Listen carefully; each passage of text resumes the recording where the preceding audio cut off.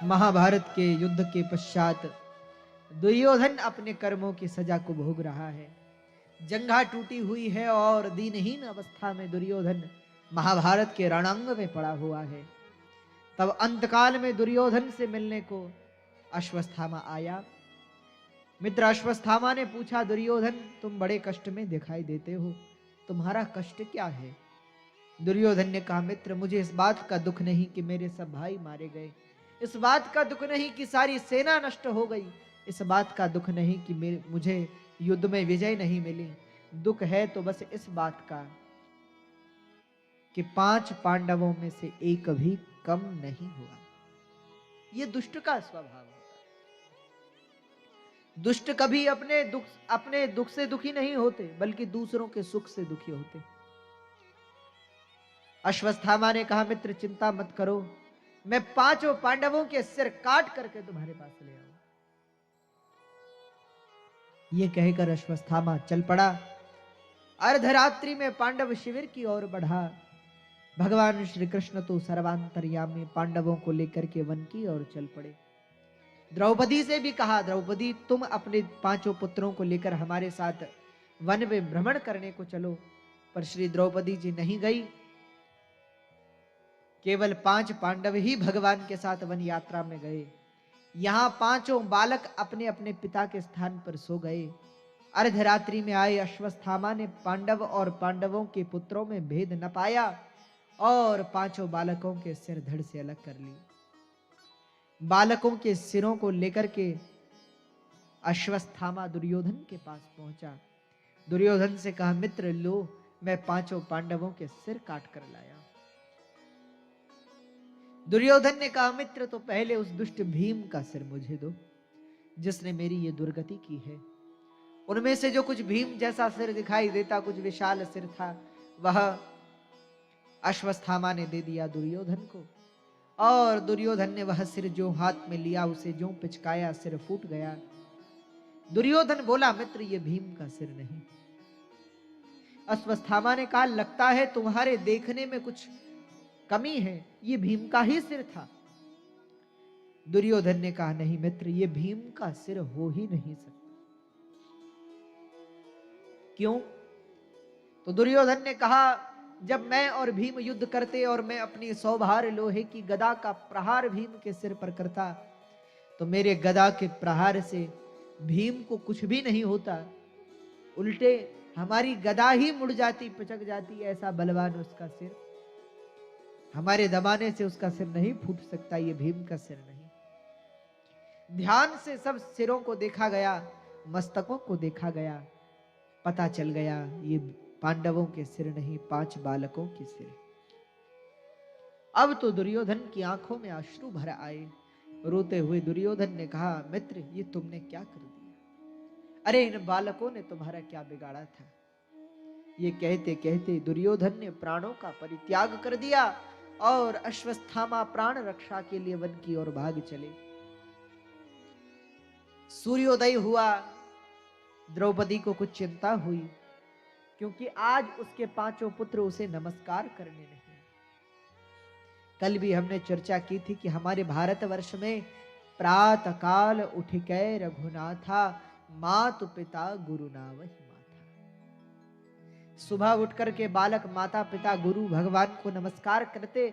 आज बालकों को न देखकर द्रौपदी को कुछ चिंता हुई, लेकिन द्रौपदी ने सोचा, लगता है युद्ध में बहुत थक गए हैं, इसलिए विश्राम कर। पर जब बहुत समय हो गया, बालक नहीं जगे, तो द्रौपदी जी ही उनको जगाने के लिए चली। पर जब जगाने के लिए चली तो द्रौपदी जी ने क्या देखा? द्रौपदी जी देखती हैं, बालकों के धड़ तो है पर सिर नहीं, चादर रक्त रंजित है, सारे कक्ष में रक्त ही रक्त फैला हुआ है। कहते अपने बालकों की ऐसी स्थिति देखकर श्री द्रौपदी जी अचेत होकर धरती पर गिर पड़ी। जिस मां के सन्मुख उसके 5 बालकों के मृतक धड़ पड़े हों, शव पड़े हो, उस मां की क्या स्थिति है? द्रौपदी जी अचेत हो गई। कुछ चेतना आई, रोने लगी, विलाप करने लगी, हे नाथ ये क्या हो गया।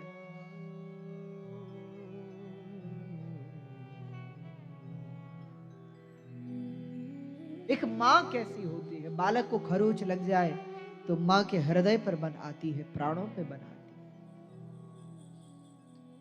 आज अपने बालकों के शव देखे मां ने,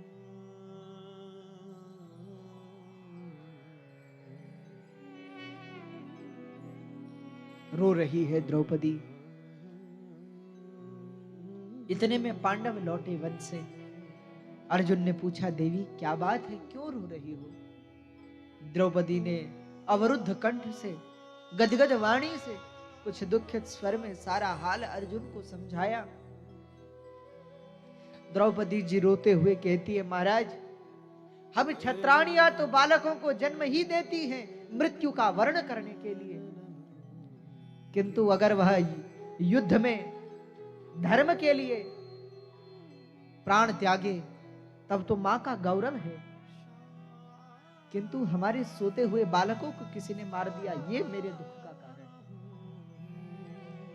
हमारे यहां संत कहते हैं, जननी जने तो भक्त जन कै दाता कैसो। अगर मां जन्म दे या तो अपने बालक को संत बनावे या अपने बालक को वीर योद्धा बनावे।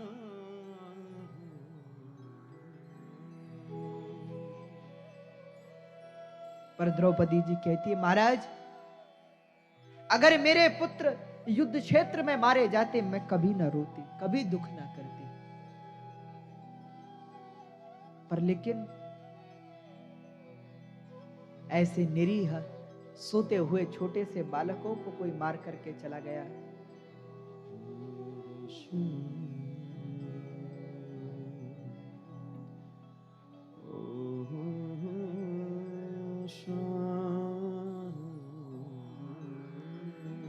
श्री द्रौपदी जी विलाप करती,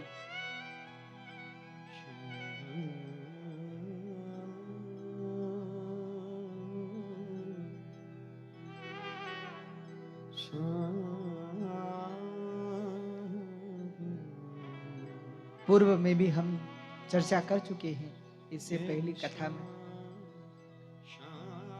जब भगत सिंह जी जो थे,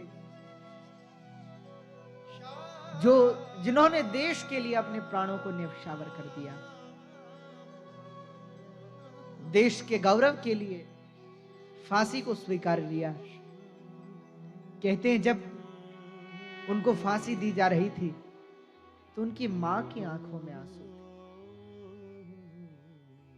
उनकी मां रो रही थी।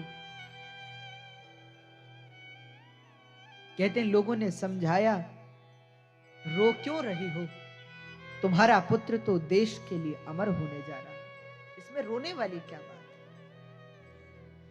अरे बालकों को तो कई माताएं जन्म देती है, कई बालक जन्म लेते हैं और कई समा जाते हैं काल के गाल में, काल कवलित हो जाते हैं, किंतु तुम्हारा बालक तो काल जय होने वाला है, तुम क्यों रो रही हो। तो कहते हैं उनकी मां ने रोते हुए अवरुद्ध कंठ से कहा, मुझे दुख इस बात का नहीं कि मेरा पुत्र आज वीर गति को प्राप्त होने जा रहा है, बल्कि दुख इस बात का है कि मेरा ऐसा एक ही पुत्र क्यों है। अगर ऐसे 3-4 पुत्र और होते मैं सबको देश के लिए न्यौछावर कर देता। ऐसी माताएं हमारे भारतवर्ष में, पर द्रौपदी जी कहती है, महाराज सोते हुए बालकों को इस तरह मारना क्या धर्म है। अर्जुन को बड़ा क्रोध आया, द्रौपदी से कहा, देवी माता शिशूनां निधनं सुतानां निशम्य घोरं परितप्यमाना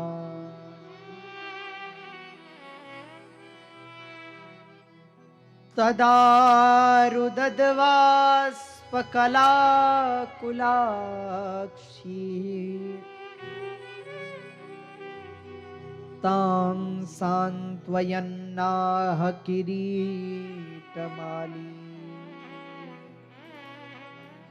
देवी अब तुम्हारी आंखों के आंसू तब पोंछूंगा जब उस दुष्ट को बंदी बना करके ले आऊं। आज अर्जुन रथारूढ़ हुए, भगवान को सारथी बनाया और चल पड़े। जंगल में मिल गया अश्वत्थामा, भयंकर युद्ध छिड़ गया। जब अश्वत्थामा ने विचार किया कि अब हमारे प्राणों का बचना संभव है, तब प्राण रक्षा के लिए अश्वत्थामा ने ब्रह्मास्त्र का संधान अर्जुन पर कर दिया। अर्जुन ने गोविंद से कहा, हे नाथ, अब आप ही उपाय बताइए इसके निवारण का। श्री ठाकुर जी बोले, अर्जुन तुम भी ब्रह्मास्त्र चलाओ, हम दोनों को शांत कर देंगे। अर्जुन ने ऐसा ही किया, ब्रह्मास्त्र शांत हुए, बंदी बना लिया अश्वत्थामा को, पशु के समान बांध करके ले आए द्रौपदी के पास। पर कितना गहरा चिंतन है भगवान वेदव्यास का भागवत जी पर।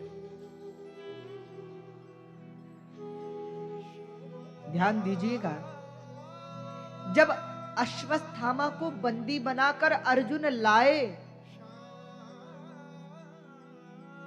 उस समय जब द्रौपदी ने अश्वत्थामा को देखा तो किस रूप में देखा? भगवान वेदव्यास कहते हैं,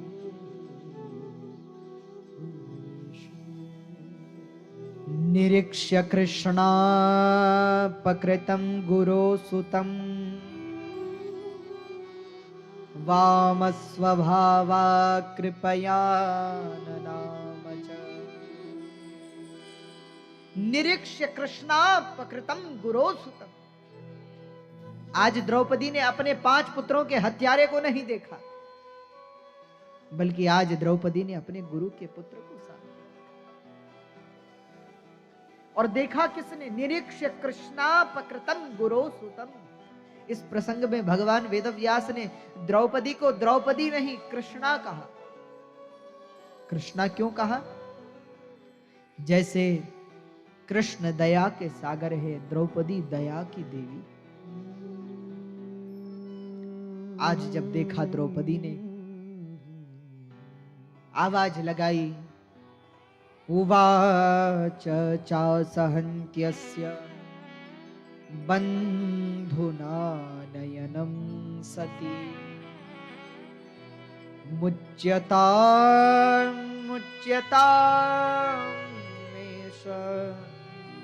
ब्राह्मणो नितरा गुरु। आज द्रौपदी ने कहा, उवाच चासहन्त्यस्य बन्धुना नयनं सती मुच्यताम एषः ब्राह्मणो नितराम गुरु। महाराज छोड़ दीजिए इसे, छोड़ दीजिए इसे, छोड़। पांडव बोले, देवी ये वही है जिसने तुम्हारे 5 सोते हुए बालकों का अंत किया। द्रौपदी ने कहा, तो भी छोड़ दो इसे।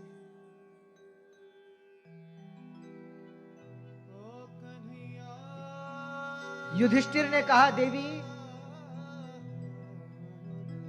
ये हत्यारा है, आतताई है, तुम क्यों इसे छोड़ने की बात करती हो? आज द्रौपदी जी ने बड़ी सुंदर बात कही। श्री द्रौपदी जी बोली, महाराज पहला ये गुरुपुत्र है, हमारे गुरु का पुत्र है, आचार्य का पुत्र है। गुरु के बहुत उपकार हैं हम पर,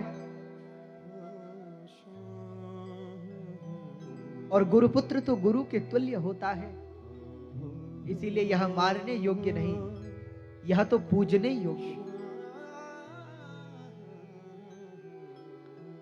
दूसरा द्रौपदी जी बोली, महाराज दूसरा एक और कारण भी है। क्या? द्रौपदी जी बोली, एक मां की पीड़ा मां समझ सकती। जब पुत्र की मृत्यु होती है तो मां पर क्या बीतती है। महाराज ये मुझसे बढ़कर इस संसार में आज कौन जानेगा, जिसके 5 बालकों के शव उसके नेत्र के सन्मुख पड़े।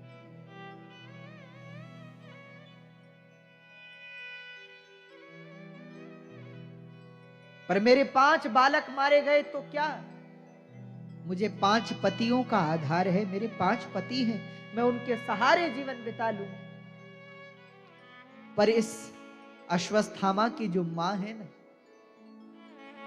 मां कृपी, मां गौतमी, उनके पति द्रोणाचार्य को तो आप लोगों ने युद्ध में पहले ही मार दिया। वो मां बस इस एक पुत्र के सहारे पर जीवित है। अगर आपने इसे भी मार दिया तो वो मां भी अपने प्राण त्याग देगी।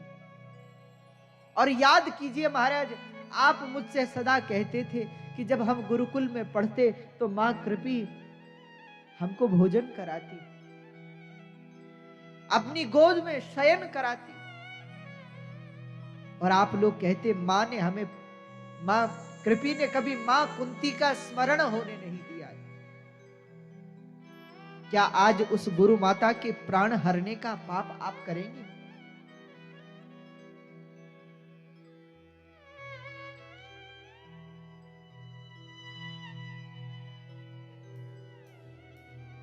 भैया, आज कोई किसी को 2 बुरे वाक्य कह दे, लोगों से 2 बुरे वाक्य सहन नहीं होते। पर धन्य है श्री द्रौपदी जी, जिसने उनके 5 पुत्रों की हत्या की, उसे भी क्षमा दे दी।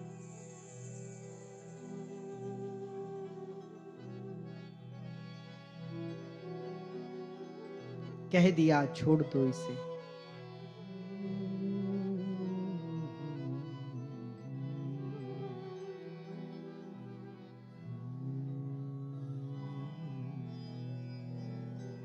भीम ने कहा देवी अगर तुम इसे छोड़ दोगी तो हम इसे नहीं छोड़ेंगे। यह आतताई है, यह दुष्ट है, मृत्यु का अधिकारी। आज अर्जुन चिंतित हुए, किसकी सुने? तब बड़े भाई युधिष्ठिर जी ने कहा कि इसे छोड़ देना चाहिए।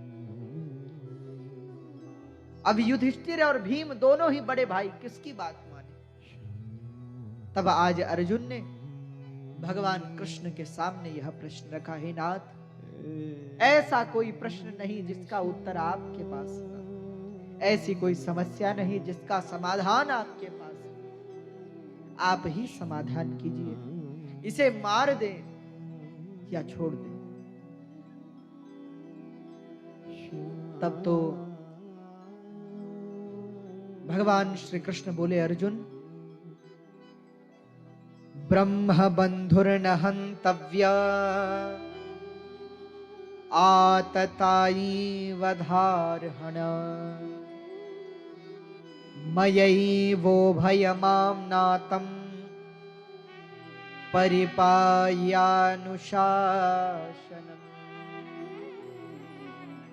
ब्राह्मण को कभी मारना नहीं चाहिए। युधिष्ठिर ने स्वागत किया, भगवान बिल्कुल ठीक कह रहे। इतने में गोविंद बोले, किंतु आतताई वधार्हण, आतताई को मार डालना चाहिए। भीम ने स्वागत किया कि अब सही बोले। भगवान बोले, मयि वो भयमाम्नातं परिपाह्यानुशासनम्। ये दोनों ही बातें मैंने शास्त्र में कही हैं, अब आप देख लीजिए जो करना है।